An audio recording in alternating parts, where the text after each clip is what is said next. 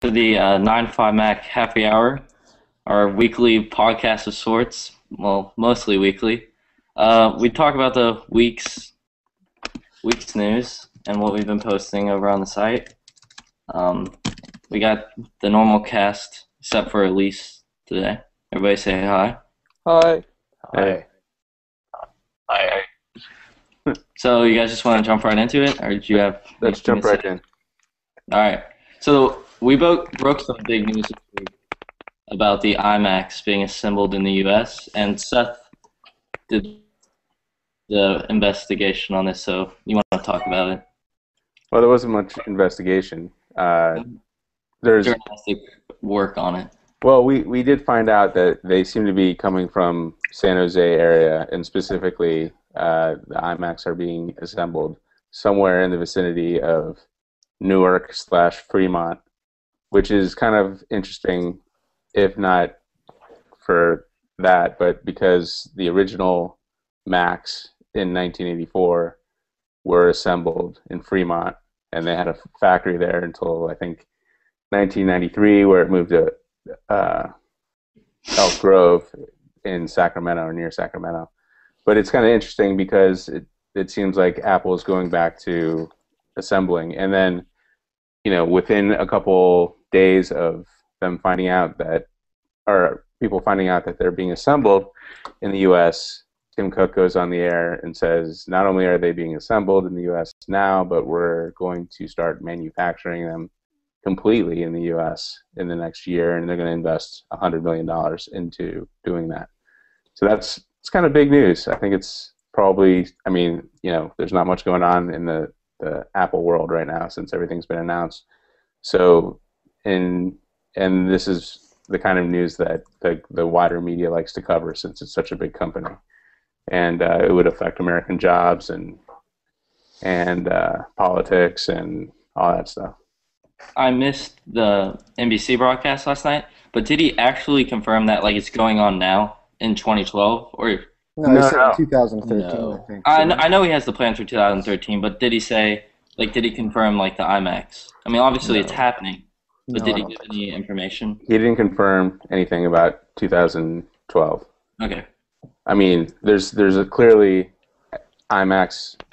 They used to, the last few models of iMacs, a few said assembled in the U.S., but those were mostly refurbished or build-to-order ones, and there wasn't that many of them. Now it seems like the ones coming off the assembly line are, the standard issue ones that go to retail. Some of them are being made in the U.S. And we heard about it so quickly. We didn't hear about U.S.-built previous generation iMacs.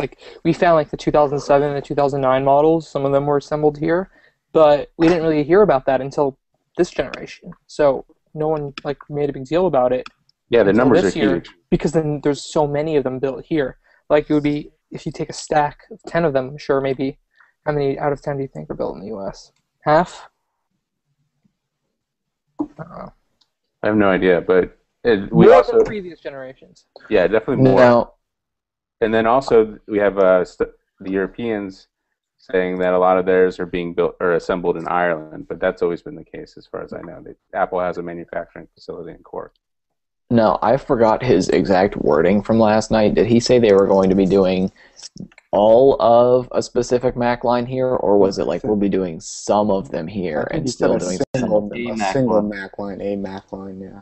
But if it was the iMac line, are they doing all the iMacs here, or are they just bringing some of the iMac manufacturing here? It sounded like the whole lineup. He made a big deal about exporting out of the U.S. in terms of the Corning glass in Kentucky. He was saying, the glass is not only built here, but it's exported out of here, So Right. He's making a big deal about that, similar timing to talking about the Mac line. And not a TV, it's a Mac. Mm-hmm. I forget, did Tim Cook give Samsung props for being the manufacturer that builds the engine of the iPhone in the U.S.? I think he conveniently forgot that. No, he didn't say Samsung. No, he said they're built in the He didn't say U.S. Corning either. That's true. Might have been in the Bloomberg feed. Yeah, Bloomberg definitely mentioned that. So Foxconn shortly after announced that they'd be doing some more facilities. Well, we knew they were already doing some work in the U.S., but Foxconn said they're gonna do some facilities here, presumably for this. I don't know, and for other companies. I mean, it's not just Apple. Says ultra fast delivery. Hello. Yeah, so the story came from Bloomberg. I don't know if Foxconn officially announced it. I think a It's spokesperson did. It was like a spokesperson on the record too. okay. Yeah, so Foxconn right now has a couple places, just addresses in Texas and in California near Apple. So we were kind of like, oh, it must be Foxconn that's doing this assembling. So we looked at all their facilities that were listed in the U.S. We really couldn't find a place where they are currently manufacturing stuff in the U.S. There's some warehouses in Texas, which probably have to do with like shipping processors or whatever. But the current locations for Foxconn in the U.S. are likely just liaison points where, like, there's one in Cupertino, obviously, where Foxconn meets with Apple employees probably pretty often about whatever. So it's not guaranteed that Foxconn will be the one manufacturing it, although Tim Cook did make it sound like it wasn't going to be Apple that was actually doing the building the supply chain or whatever. Mm-hmm. So, I don't know.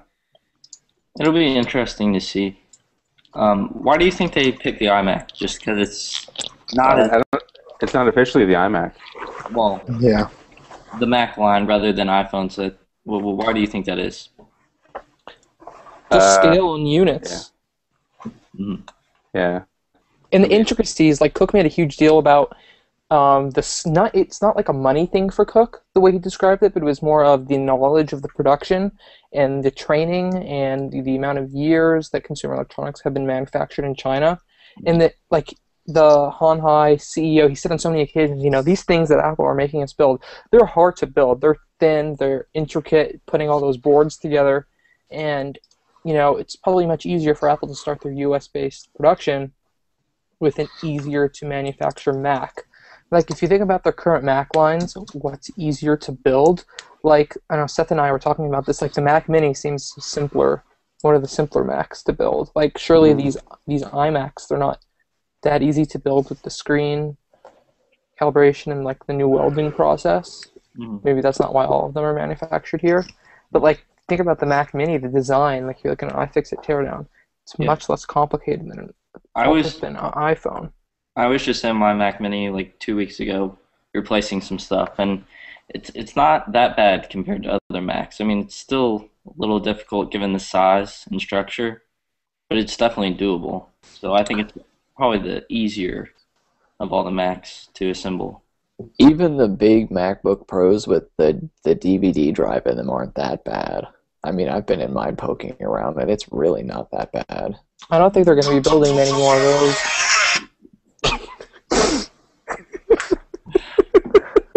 I'm going to call Mike Beasley right now. Hold on. Go for it. My phone's on silent. That was an alarm telling me I have to go to work now. But I think they're moving away from that big structure, so it's getting more difficult. Everything's getting smaller and sleeker, like with the iMac just getting so, compact. Yeah, I mean, it's getting All right, simpler, guys. though, it seems to me. Like, all right, Mike, take it easy. See, Mike, have fun. I have to go. I'll see you. With the hard drives turning into SSDs, motherboards all coming together, chips doing more than one thing. Like now, the Bluetooth does GPS, and it does Wi-Fi. Broadcom's chip does 7 different things. Like, it's pretty much going to be like a piece of glass with a display, a chip, and a battery. That's pretty much all consumer electronics are going to be pretty soon. So maybe that's not so hard to build in the U.S. Like, that's kind of where things are going. And maybe the actual chips are built. Some chips might be built here, but maybe the motherboards are built in China or Korea or wherever, and they can be put together near wherever they're going to be sold. Mm-hmm. Maybe the Mac that they manufacture in the States is something new. Not completely new, but a refreshed product that Yeah, has a design specifically for the manufacturing process. right. I mean, if they're going to build a whole new process, why not start on a whole new product? Yeah. Like a new design of an existing line. Right. Yeah. And I hate to say it, but I think the Pro is probably also a good candidate for that because they haven't updated that in forever. I mean, And when you think of, oh, sorry. just with like things like Thunderbolt, you don't really need to have all the stuff inside a Mac anymore. You can kind of just have like a super Mac Mini with a Thunderbolt port that you can put your video cards and your extra hard drives and all that stuff on, and it's just as fast as having it inside the computer. Right, and when I was going to say, when you think about it, every Mac is due for a redesign except the MacBook Pro Right. and the iMac. So you have like the MacBook Air, you have the Mac Mini, and you have the Mac Pro. So I'm based on Jordan's thinking, which I agree with. It's probably one of those three. That could be a 2013 thing, I guess. November, fall. Right, because I think that all three of those will be redesigned in 2013. Because when you think about it, the Mac Pro design is over 10 years old, which is ridiculous. When you think about it. Is it 10 years old? When did It's 10 years old next year. the G5 came out in 2003? Yeah, I think they had actually I think it was a G4. Well, the G4 was in like a plastic container, though, right? I think they made an aluminum G4. No. You're right. They had a plastic G5 and an aluminum G5. Really? I don't know. It's 10 years old next year for sure. Okay. All right. The design. The Mac Mini is going to be 3 years old next year, and the MacBook Air is going to also be 3 years old next year. Yeah, that's fair. It'd be interesting to see what else they would do, though. Because, like, laptops are just so set in stone in my mind. What do you mean? The MacBook Air? There's plenty they can do. I'm sure they can make it thinner. I guess. You got to be able to make it thinner. Yeah. Yeah. Of course. So we want to move on to Justin's Russia iTunes story. Justin's? Jordan. Or Jordan's. Someone's. Sorry. I get nervous on the air. Anyways, so do we want to talk about the porn, or are we going to leave that out? No, we want to talk about the porn, I think. All right. Well, let's preface it with Russia got iTunes this week. They had a small, 56 other countries, was it? Something like that, yeah. Yeah, a lot of countries got iTunes this week, but Russia's was a little different. Jordan, you want to talk about that? I don't know if there's that much to talk about. How long did it last? Is it still up? Does anybody know? I don't even know. I think it was taken. I mean, I think they were in the process of taking it down when we posted the story. Right. Well, I guess somebody said that it had something to do with the XXX placeholders of, right. Of the images or something. Right. So there was escort services and a bunch of XXX domains displayed in some movie section of iTunes in Russia. That's about it. I mean, that is. Apple obviously was on top of it as soon as they heard about it, and I'd imagine that it's still not up. But it was it wasn't that easy to get to. It wasn't like it was on the front page of iTunes. No, we had to go through a lot of. Yeah, you had to like find click like 5 or 6 times through different sections in the movie section. But Do we have a link to this show? to the what? Hold on. Yeah.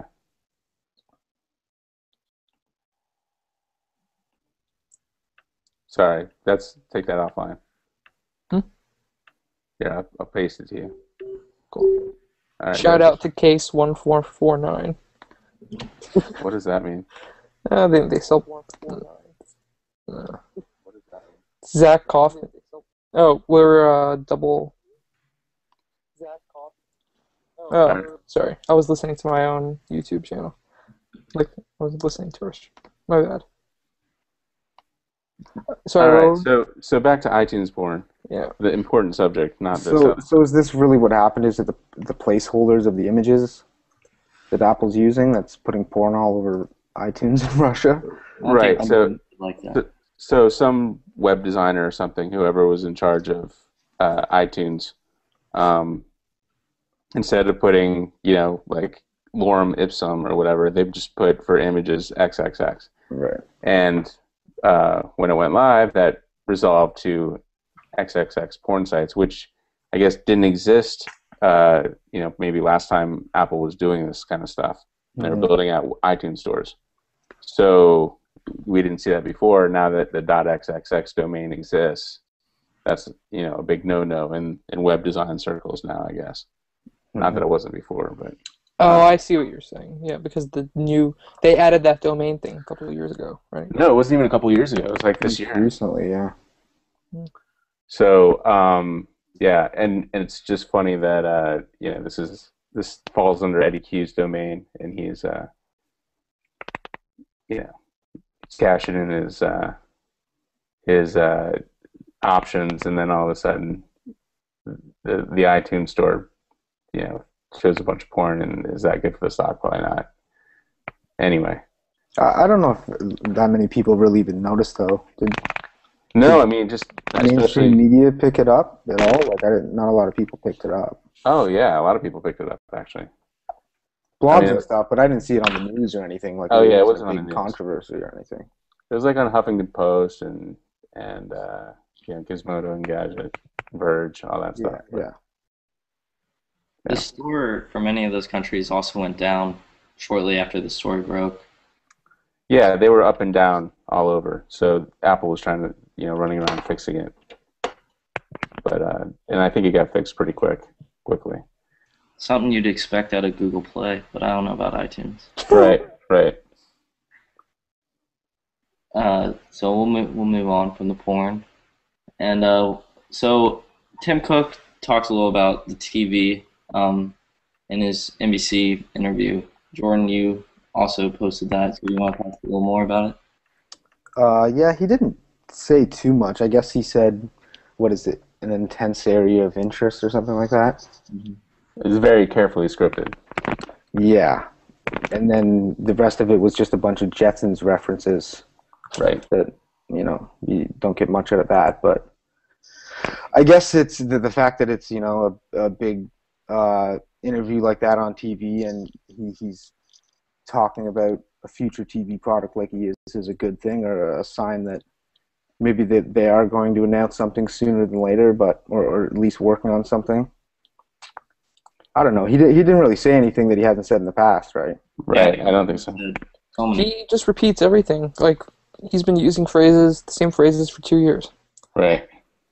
I mean, it's clear Apple's messing around with it, but I have a feeling it's not going to be like what everybody thinks it's going to be like.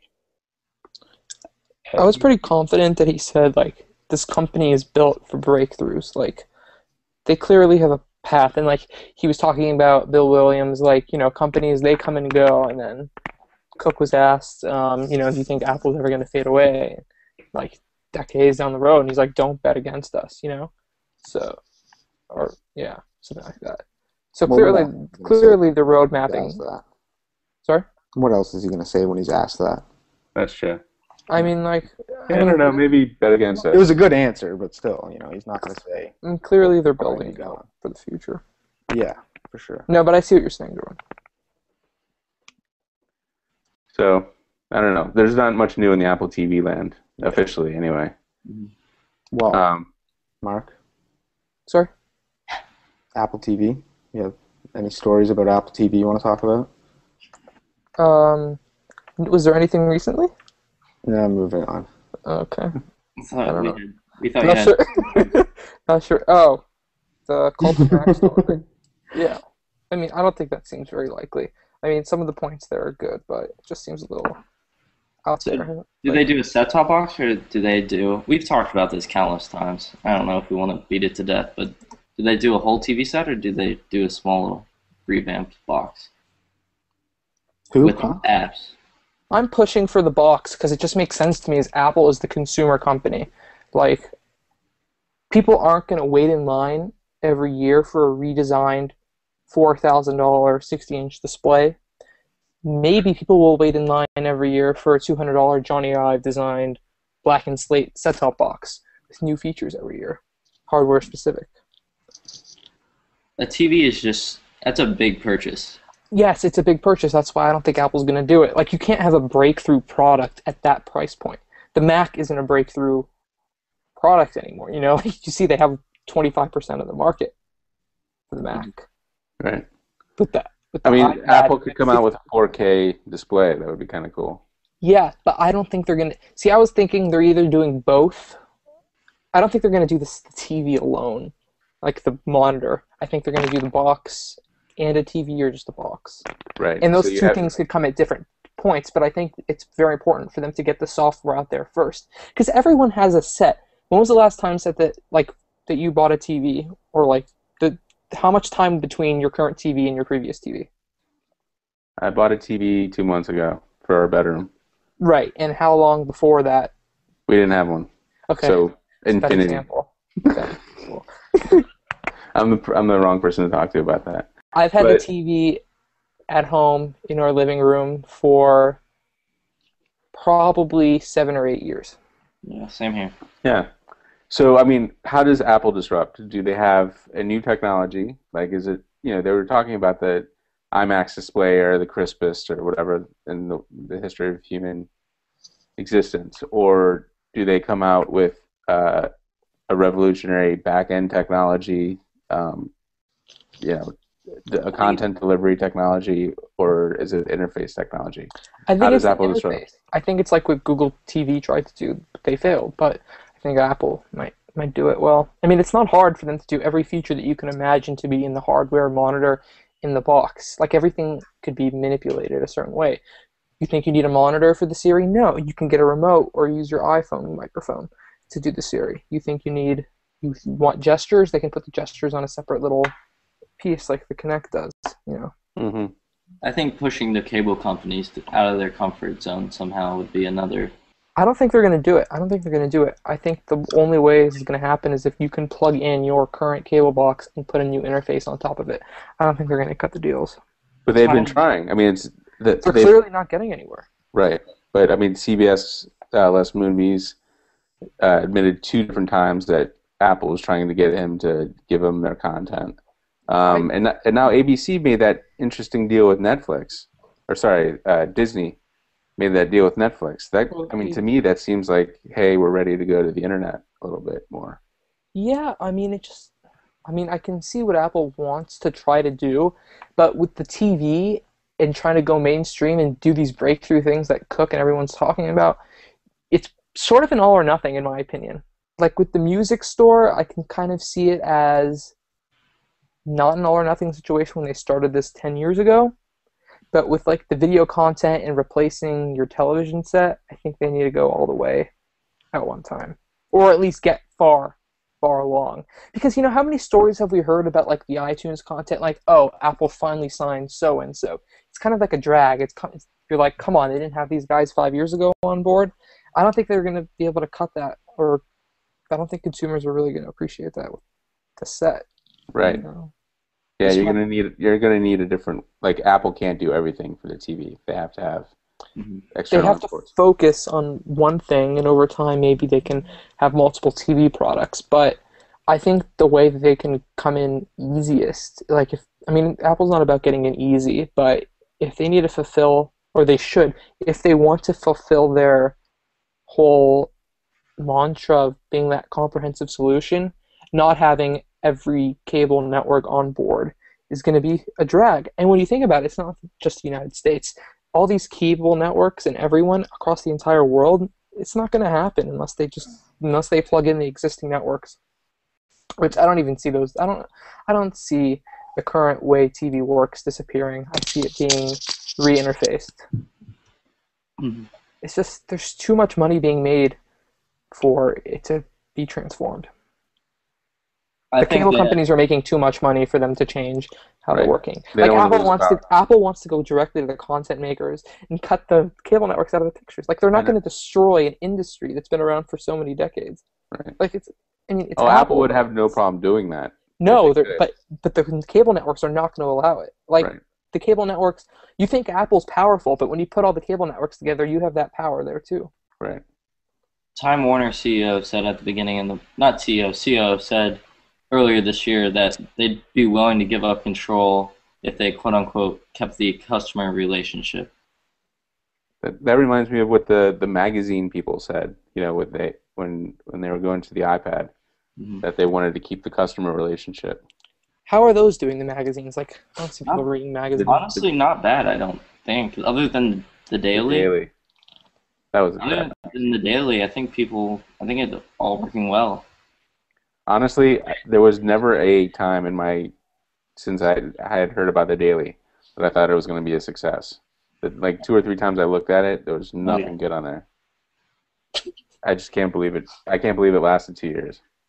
It's just such a locked down place, the iPad, that I don't know how, with that many employees and that much money being pumped in, I don't know how that can be successful. They were on Android also, so don't just go like, oh my god, the iPad killed the deal. Yeah, Android too. Well, I think the web killed it. Like you can just get better content on the web than you can.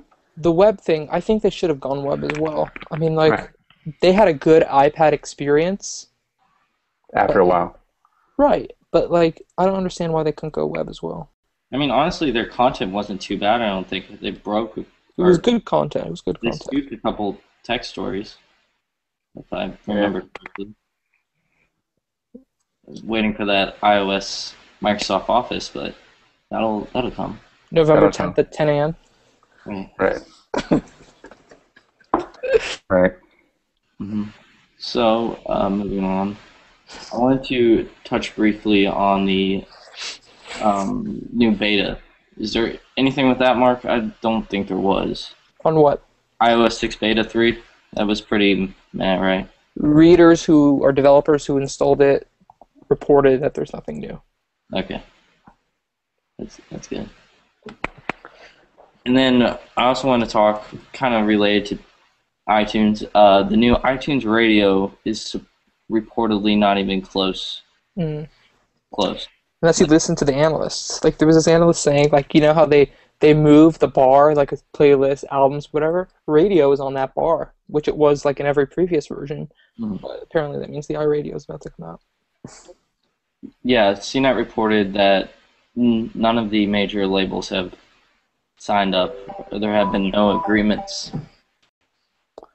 While Jake gets that call, I think it's kind of interesting to note that Apple can't even get the same deals that Spotify or Pandora. Well, Pandora is losing all kinds of money, but like it's kind of interesting to note that Apple can't even get, like, if we're talking about TV deals, Apple can't even get the deals on streaming radio, streaming music now, because I think all the content companies are afraid of Apple. Yeah, I think it's them. I think it's them being. Yeah, they don't want Apple to have that kind of power, because once. Now, is this an Eddie Q problem? Because, look, he's the guy in charge. It all comes back to Q. It might come back to Q. I don't know. The deals aren't getting done, though. It doesn't sound like to me. They used to get done. They got some jobs around.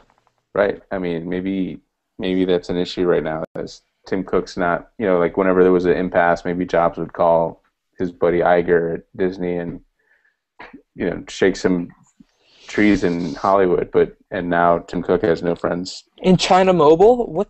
I mean, this is ridiculous already. Yeah, China Mobile is interesting. I mean, 600 million customers, biggest carrier in the world, and they can't make a deal. We posted Nokia made a deal this week. What's that? We posted about that this week. I'm trying to find it. It's basically that some analysts were saying, like, remember when Apple fell, $35 in one day earlier this week? Yeah, it was some. That was the day that Nokia announced the deal with China Mobile. So a lot of analysts were pointing to that. The thing is, though, Nokia's been dealing with China Mobile for like 20 years. They have relationships in place, and I'm sure there's like a back and forth. And who knows how things work in China? Maybe you have to have some people in your pocket. You have to pay out some bribes. I don't know. Maybe Apple does have a deal with them, but they just haven't announced it or rolled it out yet. Well, the president said earlier this week that it's not the technology, because we presumed that it was the TD SDMA that only China Mobile has, where everywhere else is usually GSM and CDMA. But he said that's not a problem. It's like working with Apple about the business model and the sharing. So we've seen this several times. There is talks between the two companies. Sound like pretty advanced talks at that, but there's no like official announcement. Yeah, so I mean, in regards to the technology, currently with the iPhone 4S, that does work on China Mobiles, but it's like T-Mobile, where it's only like edge Yes. speeds. It's like So 15 million. I mean, it's a lot. 15 million people on China Mobile yeah, I using it. mean, there's just a lot of people on China Mobile. So I mean, it's just the scale of that. I mean, there's more people on that. There's twice as many people on that carrier than human beings in the U.S. Like that's like Europe plus the U.S. combined in population on one carrier, like all having phones. It's kind of nuts. Mhm. So they do wield some power, obviously. So Um, this, yeah. So but this totally blanked my mind, and it's probably the biggest story of the week is T-Mobile getting the iPhone. I don't know why I forgot about that. T-Mobile got the iPhone, Or an Apple product. Apple Right. product, excuse me. right? So It's that's probably the iPhone. is that a big deal anymore? Do we care? Yeah, I mean it's the smallest U.S. carrier, so it's kind of like almost the same size as Metro's PCS. It's a symbolic thing, I think. And T-Mobile is also shrinking fast, so that's probably one reason why they finally gave in to whatever Apple was wanted. The other problem is that T-Mobile, until recently, you could only get edge speeds on it, which isn't the greatest experience. And we heard that this week also that Apple tests its carriers' networks before it okays. I think that was for LTE, but Apple does do quality control on the network. So maybe Apple's been running around with T-Mobile iPhones going, this quality is not good enough. We have to wait or something like that. Seth, I've heard you preach many times about T-Mobile's plans. Yeah, T-Mobile's got a great plan. Since I didn't want to get on a plan. So I bought an iPhone 5 off plan.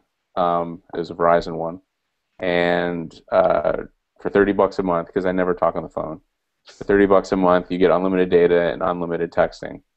I don't text much either, but unlimited data is great. And it just so happens that in New York, there's a lot of places with HSPA plus T-Mobile on 1900 megahertz. So the iPhone works really well, and it's almost as fast as LTE. So you have unlimited. So it's there's no cap. They throttle it after 5 gigabytes. $30 a month, like no contract, and it's unlimited. I mean, it's pretty quick data, so it's a no-brainer to me. Honestly, I think it's where Sprint falls short. Like, I think T-Mobile is the third, like the one to go to, I think. Yeah, and then if you go overseas, you just pop in a SIM card. I guess with Sprint, they kind of block you from doing that a little bit. And I know Verizon allows you to put in a SIM card, but if you go to Canada or if you go to Mexico or Europe, with the T-Mobile phone, you just pop in another SIM card and it works fine. T-Mobile is also attacking AT&T pretty hard. We've in the analyst meeting where they announced all this, T-Mobile said they have a very aggressive plan, and it's kind of centered at we're the fallback from AT&T, which I think is funny since they were about to merge, which that got shut down. I don't agree. Like, I moved from AT&T to Verizon. I know a lot of people moved to Verizon from AT&T, but Yeah. I think Verizon, a lot of people were on Verizon, including myself, pre-iPhone. A lot of people went to AT&T because they wanted the iPhone, and now I think with the 5, probably the 5 and maybe the 4S even, but mostly the 5, people already got sick of AT&T. Like, there's no reason to. What's your monthly bill, Mark? After taxes. I need to check. I need to make sure, but it's 70. high. See, here's the thing. I was on a family plan with AT&T Right. until now, but I went solo. Now I pay my own It's like Verizon bill. 70, 80, 90. Yeah, something like that. It's 70, I think, plus 40. It's Right. ridiculous. It's insane. But like when I was on AT&T, it was no problem. It was only $10 a month on top of my parents' bill, so Hmm. that was fine. But see, where I am now, I don't get AT&T service, so it's a no-brainer to switch. If I was still in my hometown, I'd stay on AT&T. There used to be a ton of issues with AT&T here, at least, and elsewhere. But I think the issues are kind of ironed out. Like it's not that bad. Their customer service might be on the It's bad getting side, better. but I haven't had any issues really. I honestly think AT&T customer service is better than Verizon's. Really. Yeah, I mean, I hate Verizon customer service. Like, I hated it when I was on them pre-iPhone. Mhm. They could have gotten better after 5 years, but I haven't had to talk to them Hmm. yet. I mean, there's no reason to talk to them. That's another thing, though. Like, I was on the phone with AT&T quite often, but, like, I haven't had to talk to Verizon once. That's one other thing I like about T-Mobile. If you're on Android, you get a little Wi-Fi app, and if you still happen to be off of like the cell service, but you are connected to Wi-Fi, you can still get calls, and you can still make calls through the Wi-Fi. And you can also do that with an iPhone with this app called Bobsled, which is it's just like Skype, I guess, but it's connected to your number. So it's not integrated into the iPhone. And I don't know if the T-Mobile iPhone will have that particular service integrated, although it'd be very nice. But it's just like opening up Skype, and you just dial up a number, and it goes through your it's like your number. It's your minutes, which is kind of lame, but you're calling somebody else, and if you have that app open, or yeah, if you have that app open or get a call, it will pop up just like a normal phone call. So T-Mobile's the only company that does that in the U.S., and I think that's something that is a differentiator. Mhm. Let's talk about like the hardware. Like, what do we see T-Mobile getting, and when do we see them getting it? So they were pretty vague. Like, they have a deal with Apple to sell products. So let me just go through the timeline here. Like, they had AT&T, right? And then we knew stuff was about to happen in October. I think October and November 2010. I think it was October. Verizon and Apple struck a deal to sell the first generation iPad in a MiFi bundle through Verizon's website and through Right. Verizon's retail stores. So, that's when we knew, like, Apple, Verizon, it's finally going to happen. Mm-hmm. And then, we got really concrete reports that the Verizon iPhone was going to come. And 6 months after the GSM iPhone 4, it was a CDMA Verizon iPhone 4, early February 2011. And then they jumped.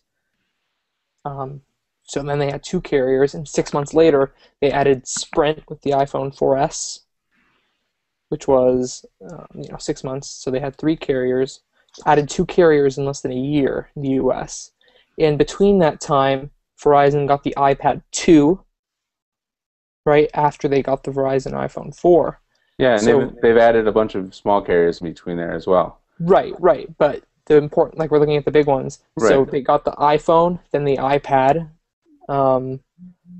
After first making that minor iPad MiFi bundle deal, right? And then Sprint got the iPhone, and then Sprint didn't get the iPad until the iPad 4 and the iPad Mini, right? Right. So here's the thing. If you announce that you're going to carry an Apple product and then you don't sell it for another 8 months, you've just screwed over your year. So T-Mobile announces it. That means it's going to happen probably in January, maybe Yeah. at the latest in February. Like it's about to happen. And when you think about, we've had all these discussions about Apple's roadmap, like what's going to happen the first 6 months of the year. People were having those same discussions, like in 2011. Like, people knew the iPad 2 was coming, but, like, what's going to be that follow-up? Like, they've done something in January every year for the last forever, because they had Macworld, then they lost Macworld, they went to the iPad and the Verizon iPhone 4. Like, you're thinking about the first 6 months and they had the book thing this year. First 6 months of 2013. Makes sense now. They have a T-Mobile. They'll do the T-Mobile products. T-Mobile deal. That's one thing. They have to have some other stuff too.